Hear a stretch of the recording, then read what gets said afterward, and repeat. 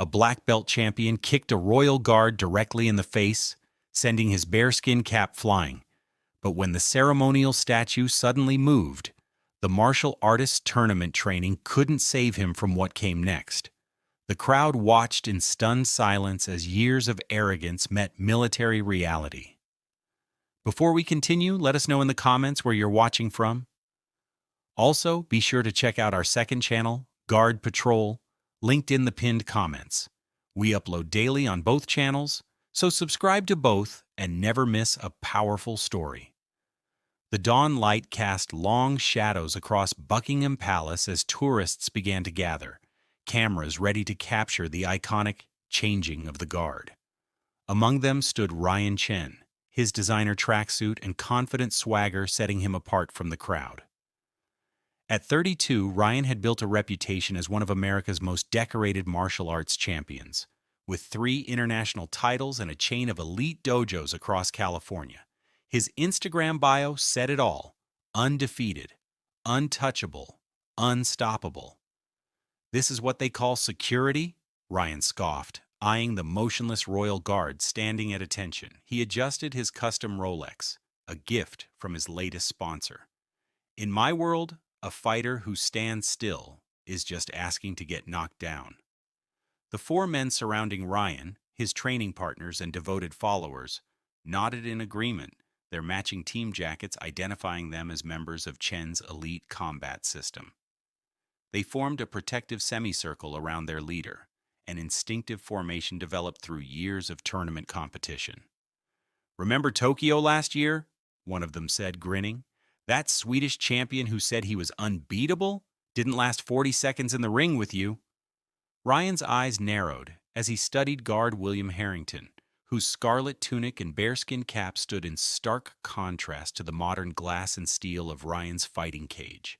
At 28, Harrington had served with distinction for 8 years, though nothing in his impassive expression revealed the 3 tours of duty in Afghanistan or the night operation in Syria that had earned him a quiet medal ceremony at the Ministry of Defense. "Look at that stance," Ryan muttered, his professional assessment laced with derision. Completely vulnerable, no center of gravity, no defensive posture. He rolled his shoulders, the movement rippling through muscles honed by thousands of hours of training. All that ceremonial garbage would get him destroyed in a real fight. A few nearby tourists glanced nervously at Ryan's group, sensing the unmistakable energy of contained aggression among them. Colonel James Thornton, retired after 30 years of distinguished service with the Royal Marines, paused on his morning walk. His weathered face registered concern as he observed Ryan's demeanor, recognizing the telltale signs of a man looking for confrontation. "Let me show you what a real fighter looks like," Ryan announced, stepping closer to Harrington. The guard's eyes remained fixed forward, his disciplined stillness a stark contrast to Ryan's fluid movement. "See, a real fighter is always ready, always moving, always aware." He demonstrated a defensive stance, his trained body shifting with practiced precision. Ryan began circling the guard, analyzing his form with the critical eye of a professional. "Look at this poor guy. They've trained all the fighting instincts out of him." He approached from different angles, deliberately entering Harrington's peripheral vision. In a real combat situation, this level of rigidity gets you killed. Tourists had begun to gather, forming an impromptu semicircle. Some looked uncomfortable, others curious, a few entertained by the unexpected show. A family from Germany quietly ushered their children away, the parents exchanging knowing glances that spoke of disapproval. "You know what we're looking at here?" Ryan gestured to the guard as though presenting an exhibit. "The difference between ceremony and combat? These guys are performing, not fighting." He executed a series of quick jabs that stopped just short of Harrington's face, demonstrating his control. "Every move I make is designed for one purpose: victory." Colonel Thornton had moved closer now, his military bearing evident despite his civilian clothes. The medals pinned discreetly on his lapel caught the morning light, decorations that spoke of real battles fought and real sacrifices made. His expression remained neutral, but his eyes never left Ryan's increasingly aggressive display. "Ladies and gentlemen," Ryan called out, assuming the role of an impromptu ringside announcer, "what you're witnessing is the fundamental difference between British tradition and actual combat effectiveness." He gestured toward Harrington with a theatrical sweep of his arm. "These guards represent a bygone era when standing in formation was considered military prowess." Ryan's training partners had positioned themselves strategically around the guard, forming what martial arts practitioners would recognize as a demonstration circle. Their matching jackets created a visual barrier that separated Harrington from the rest of the crowd, turning the public space into an improvised arena. "This is Jin," Ryan gestured to the tallest of his entourage, a man with a stoic expression and hands wrapped in professional-grade tape. "Three-time international kickboxing champion. And Marcus here."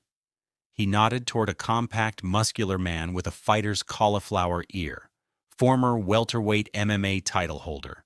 We train fighters who win actual combat sports, not ceremonial soldiers who win costume contests." The crowd had grown larger now, drawn by the spectacle of Ryan's impromptu demonstration. A British family near the back exchanged glances of clear discomfort, the father placing protective hands on his children's shoulders. An elderly woman, a veteran's pin visible on her coat, shook her head in quiet disapproval. "Watch how a real fighter moves," Ryan instructed, executing a series of lightning-fast punches that stopped mere inches from Harrington's torso. "Every movement has purpose, intent, lethal potential. Nothing wasted, nothing for show. This is fighting efficiency, developed through thousands of hours facing actual opponents, not standing at attention." Colonel Thornton had begun making his way through the crowd, his military bearing parting the onlookers with quiet authority. His face betrayed concern, not for Harrington's safety, but for what might happen if the guard was forced to break protocol. "You see, the problem with military training," Ryan projected his voice like a seminar leader, "is that it's designed for group thinking, follow orders, maintain formation, sacrifice, individuality." He circled Harrington, analyzing the guard's posture with professional scrutiny. "Martial arts is about achieving personal excellence, about pushing human capabilities to their absolute limit." Ryan executed a spinning kick that whistled past Harrington's ear, close enough that the guard would have felt the displacement of air. The crowd gasped, several people taking involuntary steps backward. "Notice he doesn't even blink," Ryan said with mock admiration. "That's not discipline, folks. That's fear. Fear of breaking rules. Fear of thinking independently." He positioned himself directly in front of Harrington, hands on hips, studying the guard's impassive face. "In my dojo, I teach people to overcome that fear, to react, to engage with reality." A woman with a young daughter pulled the child away from the scene, murmuring, "This is disrespectful. We're leaving." Several others followed her example, uncomfortable with the escalating tension. "I think we need a practical demonstration," Ryan announced, his voice carrying the practiced authority of a man accustomed to commanding attention in competition rings. "Theory is fine, but nothing teaches like experience." He adjusted his stance, the movement fluid and purposeful. "Ladies and gentlemen, I am going to show you why static defense, the kind these guards represent, is fundamentally obsolete." Colonel Thornton moved forward with urgent purpose now, but Ryan's training partners closed ranks, creating a human barrier between the retired officer and their leader. One of them, a heavy-set man with a fighter's broken nose, placed a hand on Thornton's chest. "Let the demonstration finish, old-timer," he said. His tone was conversational, but his intent was unmistakable. Educational purposes. Thornton's eyes narrowed. That guard is not what you think he is, he said quietly. Your friend is making a serious mistake. Ryan had begun a meticulous warm-up routine, stretching his shoulders and neck with practiced efficiency. The most dangerous delusion in combat sports, he lectured, rotating his wrists, is believing that tradition equals effectiveness. These guards stand here looking impressive, but they've sacrificed practical skills for the ceremony. Now, for my final demonstration, Ryan announced, his voice taking on the tone of a ringside announcer. I'm going to show you exactly why this type of static defense fails against modern combat techniques. He moved into position, his stance shifting subtly into what trained fighters would recognize as a competition-ready posture. In a real combat situation, maintaining situational awareness is critical. This guard has surrendered his awareness to the ceremony. Ryan began a complex approach sequence, the kind used to set up championship-winning strikes. His training has made him vulnerable, not strong. The crowd had fallen completely silent now, sensing that a line was about to be crossed. Several people had backed away, while others seemed frozen in place, unable to look away from the impending collision. A defender who won't adapt, Ryan declared, his movements accelerating, who can't respond to changing conditions, who remains rigidly committed to outdated protocols. He launched into a blindingly fast combination, each move flowing into the next with years of practiced precision. The final move was a spinning heel kick aimed directly at Harrington's face. The impact was audible, a sharp crack that cut through the morning air like a gunshot. Ryan's foot connected solidly with the side of Harrington's head, sending the bearskin cap flying in a dramatic arc against the blue London sky. The force of the blow would have felled most men instantly, but somehow, impossibly, Harrington retained his footing. A collective gasp rose from the crowd, followed by absolute silence. Time seemed to stretch and slow, each second extending into eternity as the bearskin cap completed its arc and landed on the courtyard stones with a muffled thud. Ryan recovered his balance with practiced efficiency, a triumphant smile beginning to form on his lips. And that, he announced to the stunned audience, is why. His words died in his throat as he registered what was happening before him. Harrington hadn't fallen, hadn't staggered. His head had snapped sideways with the impact, but his body had absorbed the blow with the resilience of someone who had endured far worse. A thin line of blood traced its way down from his temple, but his eyes, now locked directly onto Ryan's for the first time, showed no pain, no fear. Only a cold, focused clarity that experienced combatants would recognize immediately. "Oh," one of Ryan's entourage whispered, the bravado evaporating from his voice. For a heartbeat, nothing moved. The crowd held its collective breath. Colonel Thornton had stopped speaking into his phone, his expression shifting from concern to something closer to grim anticipation. Then Harrington moved. It wasn't the clumsy response of a ceremonial figure unaccustomed to actual combat.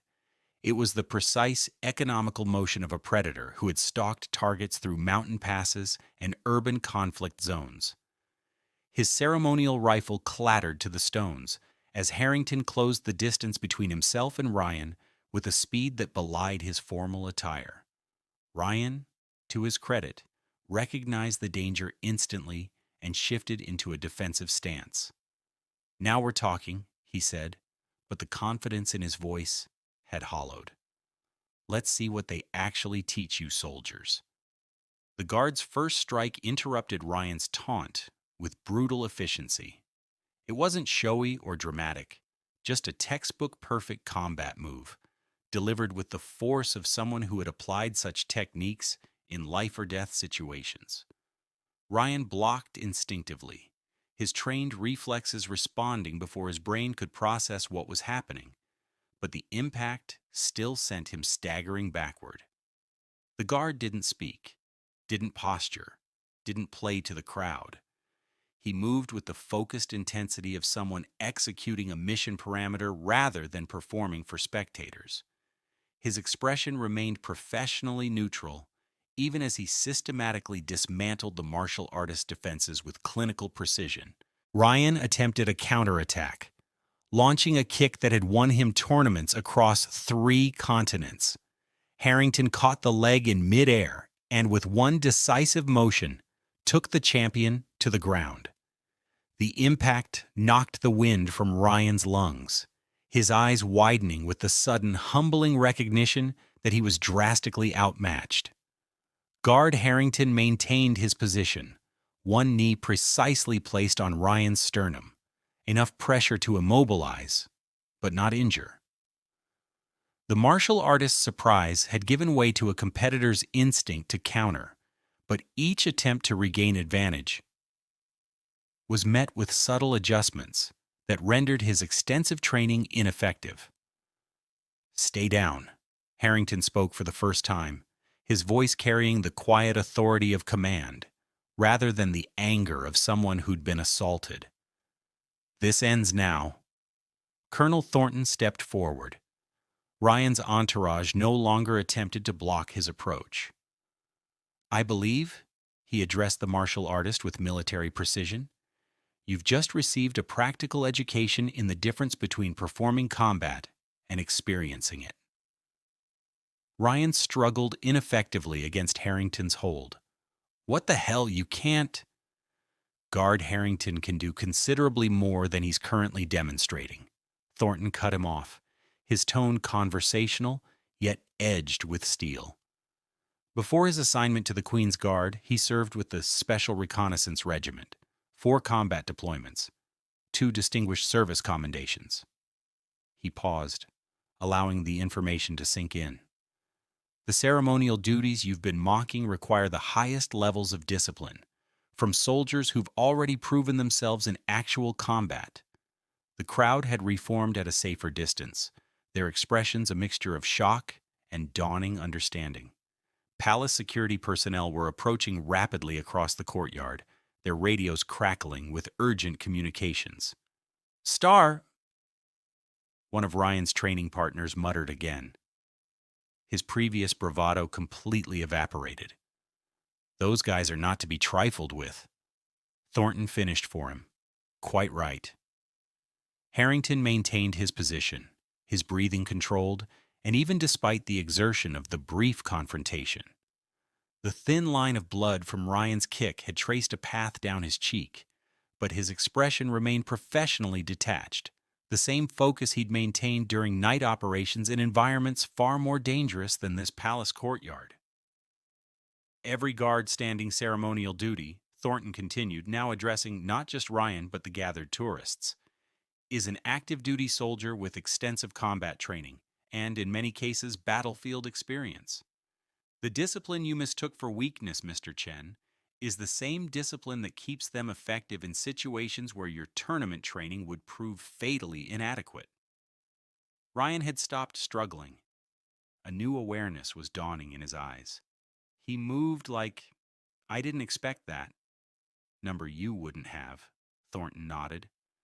"Competition fighting and combat operations develop entirely different skill sets. Your techniques are impressive in controlled environments with rules and referees. Guard Harrington is effective in environments where the consequences of failure aren't measured in lost points." Palace security had arrived now, surrounding the scene with professional efficiency. Their commander, assessing the situation at a glance, approached Colonel Thornton with respectful recognition. "Colonel, sir, we'll take it from here." Thornton nodded. "I believe Guard Harrington has the situation well in hand, Lieutenant. Mr. Chen here decided to test the reflexes of the Queen's Guard in a rather direct fashion." The security officer's expression hardened as he took in the scene, the bearskin cap still lying on the stones, the thin streak of blood on Harrington's face. "I see. That's a serious offense, sir." "Indeed it is," Thornton agreed. "Assault on a serving member of His Majesty's forces, disruption of ceremonial duties, and, I suspect, several other charges the Crown Prosecution Service will enumerate with their characteristic thoroughness. Harrington looked to his commanding officer for instruction. At a subtle nod, he released his hold on Ryan, rising to his feet with the same fluid precision that had characterized his response. He stepped back, resuming a posture of parade ground attention despite the absence of his bearskin cap. The tourists had formed a respectful semicircle around Colonel Thornton, their cameras forgotten as they absorbed the reality of what they had just witnessed. The retired officer stood with parade ground precision despite his civilian clothes, bearing that of a man accustomed to explaining difficult truths with clarity. The uniform these guards wear, he gestured toward Harrington, who had resumed his post with perfect composure despite the thin line of blood still visible on his cheek, represents far more than ceremonial tradition. It is earned through the same rigorous training that produces our nation's combat forces. An American tourist raised his hand tentatively. But why have them just standing there if they're actual soldiers? Seems like a waste of training. Thornton's smile held patient understanding. An interesting question, and one that reveals a common misconception. These ceremonial duties rotate among active duty units. The soldier standing guard today might have been conducting counterterrorism operations 6 months ago and may deploy to a conflict zone 6 months from now. He gestured toward Harrington with respectful acknowledgement. Their ceremonial stillness isn't their defining capability. It's simply one expression of the discipline that makes them effective in all aspects of their service. The security officer who had taken custody of Ryan returned, approaching Thornton with professional courtesy. "Colonel, Mr. Chen is being processed for formal charges. Given the public nature of the incident and the injury to guard Harrington, the charges are quite serious." Thornton nodded, as they should be. Assaulting a serviceman on duty is not a matter the Crown takes lightly. "He's requesting to speak with Guard Harrington," the officer added, his tone neutral but his expression skeptical. "Says he wants to apologize properly." Thornton glanced toward Harrington, who gave an almost imperceptible nod despite maintaining his forward gaze. "I believe that can be arranged once his duty shift concludes," Thornton responded, "though I suspect Guard Harrington's commanding officer will have the final word on that matter." He turned back to the crowd. "What Mr. Chen failed to understand, what many civilians understandably don't recognize, is that military excellence isn't measured by the same metrics as competitive sports. In competition, the goal is to demonstrate superior technique within established rules. In military service, the goal is effective mission completion, often under conditions where rules are secondary to survival." He gestured to Harrington's immaculate uniform, now slightly marred by the confrontation. "The discipline you see in these guards, the ability to stand motionless for hours, to maintain perfect composure regardless of provocation, that's not separate from their combat training. It's an extension of it. The same mental control that allows a soldier to remain still under tourist harassment is what allows them to remain calm under enemy fire." A young woman at the front of the crowd spoke up, her accent marking her as local. But why didn't he respond sooner? He just took that kick to the face without moving. "An excellent question," Thornton replied. "Military protocol establishes clear parameters for when a guard may break ceremony and respond to a threat. They are trained to exercise maximum restraint, to distinguish between irritating behavior and genuine danger." His explanation carried the weight of someone who had both followed and issued such orders. Guard Harrington demonstrated that restraint perfectly. He responded only when directly assaulted, and even then, his response was precisely calibrated to neutralize, rather than harm. A palace staff member approached, carrying a first aid kit. After a brief exchange with Thornton, she moved toward Harrington, who maintained his position as she carefully cleaned the blood from his face. The guard's eyes remained fixed forward throughout the process, his discipline unbroken even during this necessary intervention. To stand guard at these posts, Thornton continued once the staff member had finished, is considered one of the highest honors in military service. These men are selected not just for their ceremonial precision, but for their exemplary service records. He glanced at the tourists, many of whom now looked at Harrington with an entirely new sense of respect. The bearskin cap and scarlet tunic aren't costumes. They're recognition of excellence.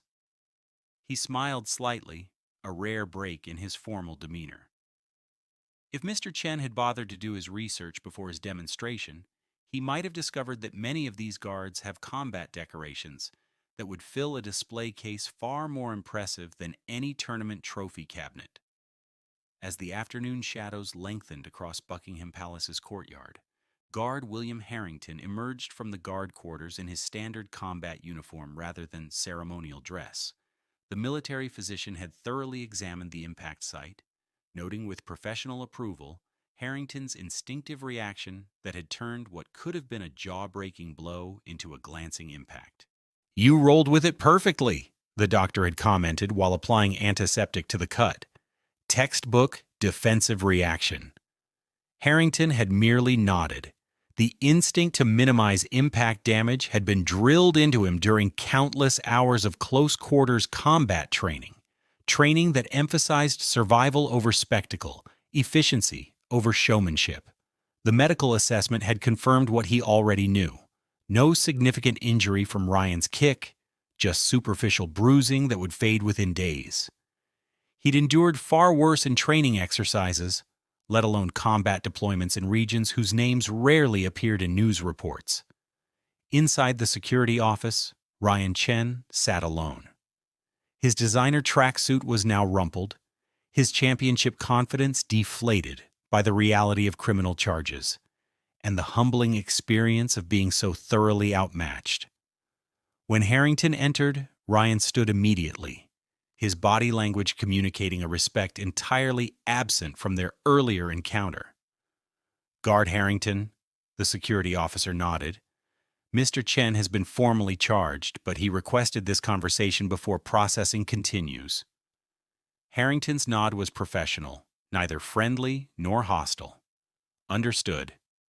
I'll be right outside," the officer added, stepping out and closing the door behind him. For a moment, the two men regarded each other in silence. The martial arts champion and the soldier, each recognizing something in the other that had been obscured by their roles and Ryan's assumptions. "That was star training, wasn't it?" Ryan finally asked, his voice quieter than before, the performative quality gone. "I've trained with special forces guys from 3 countries. Never seen anything quite like what you did." "We adapt techniques to operational requirements," Harrington replied simply, neither confirming nor denying specifics of his military background. Ryan's laugh held no humor. "Operational requirements, right." He gestured to the chair opposite him. "Mind if we talk for a minute? Man to man." Harrington took the offered seat, his posture military straight even in this informal setting. "I'm listening." "I screwed up," Ryan admitted bluntly. "Completely misjudged what I was looking at. When I saw you standing there, I saw—" He hesitated, searching for words. "A target," Harrington finished for him. "Not a fellow professional." Ryan nodded, genuine regret crossing his face. "That's exactly it. In my world, everything's about demonstrating superiority. Proving you're the best." He looked down at his hands, the hands that had won championships but had proven ineffective against Harrington's disciplined response. "I didn't understand what I was actually looking at." "Few civilians do," Harrington replied. His voice was neutral but not unkind. "That's by design." "The stillness," Ryan said, looking up again. "I thought it was just a ceremony, just tradition." "But it's actually controlled," Harrington finished. The same control that allows us to stand motionless for hours allows us to make split-second decisions under fire without panicking. Ryan nodded slowly, processing the revelation. In competition, everything I do is designed to be seen, to impress judges and spectators. What you did? He shook his head. There was nothing showy about it, just effective. Different training for different purposes, Harrington said, echoing Colonel Thornton's earlier assessment. My job isn't to win points or impress audiences. It's to complete objectives and protect lives. They're going to make an example of me, aren't they? Ryan asked, glancing toward the door where the security officer waited. Likely, Harrington confirmed without emotion. Assaulting a guard on duty is taken very seriously. Ryan accepted this with surprising composure. Fair enough, I earned whatever comes next. He straightened in his chair, making a visible effort to face his situation with dignity. For what it's worth, I'm sorry. Not just for the kick, for the disrespect. Before that, for not recognizing what was in front of me. Harrington studied him for a moment, assessing the sincerity of the apology. Whatever he saw apparently satisfied him, because he gave a single, precise nod. Acknowledged. As he stood to leave, Ryan spoke again. One last question. When I kicked you, most men would have gone down, or at least staggered. You barely moved. How? Harrington paused at the door. His expression remained unchanging, but something almost like professional respect entered his voice. When you've had real IEDs detonate nearby, a kick to the face is just another Tuesday.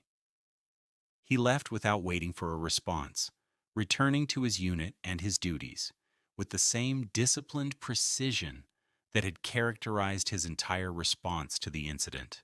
Behind him, Ryan Chen remained seated, faced with the humbling realization that there were different kinds of strength in the world, and that he had only mastered one of the lesser varieties. Back at his post the following day, Guard Harrington stood at attention, his bearskin cap restored, his uniform immaculate. No trace remained of the previous day's confrontation, but tourists who approached now did so with a new respect. Their cameras were more discreet. Their admiration is more genuine. Colonel Thornton, passing by during his morning walk, paused to observe the guard and the respectful distance maintained by the visitors. He smiled slightly, nodding in satisfaction before continuing on his way. Sometimes, he reflected, the most effective lessons about respect weren't taught through words, but through demonstrations that revealed the truth behind appearances. What would you have done in Ryan's situation? Would you have seen past the ceremonial uniform to recognize the combat veteran beneath? Or would you, like many, have mistaken stillness for weakness? Let us know your thoughts in the comments below. If you learned something new about the Royal Guards today, give this video a like and subscribe to our channel for more stories that reveal the truth behind ceremonial traditions. And don't forget to hit that bell icon so you never miss an upload. You can check out our previous videos on your screen now, and we'll see you next time, same place, with another brand new story.